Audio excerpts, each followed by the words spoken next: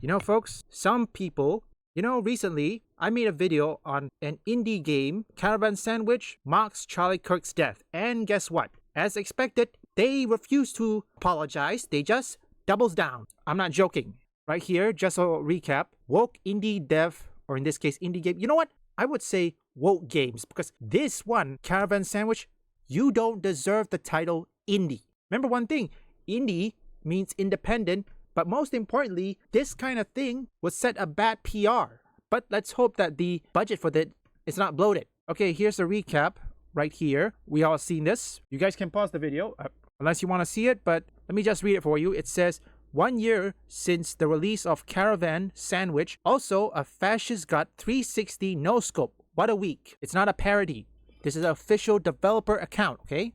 Usually people, let's take for example, Carolina Panthers. They fired their communication officer or communication employee, and I don't know if they issue a public apology or anything, but let's continue forward. Oh yeah, MSNBC Matthew Dog was let go, and MSNBC says they condemn it and say we need to do better. So what does the developer of Caravan SandWitch did? You've seen this? They doubles down. This person, George V.D. Westhuizen, butcher that name, says, I love it when the mask slips and people show their true colors. That has been my colors from the beginning. It's obvious you weren't paying attention. Fake colors, rainbow flag, yay, it's for everyone, blah blah blah. No pride for fascists, lol, get wrecked. I'm considering buying the game several times, but I say you won't see any money after this. It's okay, considering pirated. Really? You know what? Maybe I wanted to check her game. I need to see what's so special. Mom, look at me. I'm advocating to the murder of free speech. Yay! Obviously, this is a sarcastic. A Caravan SandWitch was marketed as a cozy exploration game.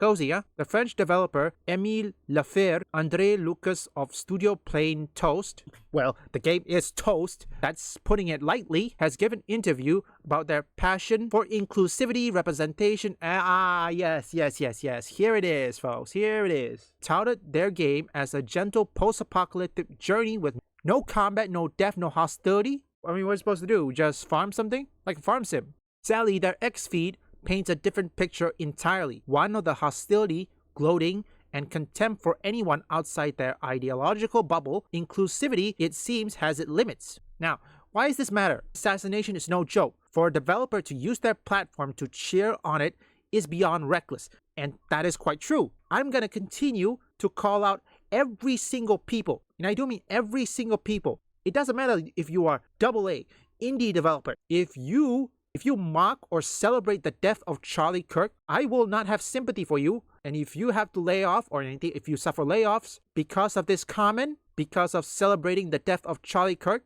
let me rephrase that. If any developers, whether it's indie, AA, is celebrating or mocking the death of Charlie Kirk, I have no sympathy if you are laid off or if your studio shuts down. It shows a clear contempt for players and even telling potential customers to pirate your game instead of buying it. Thus, it is a doom in the gaming industry. For years, critics warned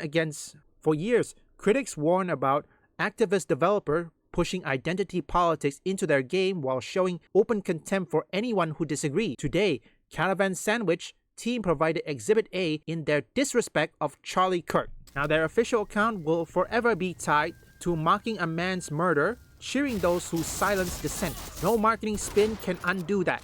Look, for starters, yes, Ghost of Yotei can sell well initially during launch, but long term, remember folks, long term it will not. And don't forget one thing, Ghost of Yotei is going to be released on PS5 only, okay? And if the PS5 fail, they have to speed up the PC port. And even with the PC port, it's not gonna save Ghost of Yotei.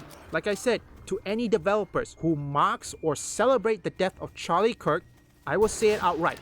You may criticize me all you want. I will never ever have sympathy for those developers who mock or celebrate the death of Charlie Kirk, okay? If you suffer layoff or if your studio shuts down just because you mock Charlie Kirk's death, you have no sympathy from me. Remember one thing, indie developers, they can't afford to do this, or in this case, they can't afford to lose. They're a small team, but that's the reason why they call it indie. I'm 100% certain the budget for this is not a AAA budget. I don't know if they made their money back, but that's besides the point.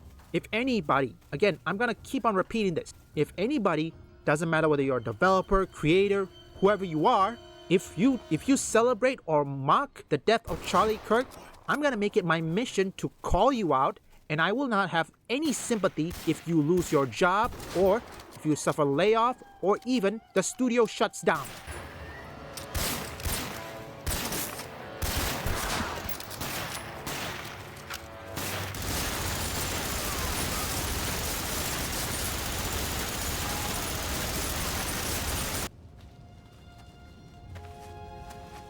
Well done, Griffin.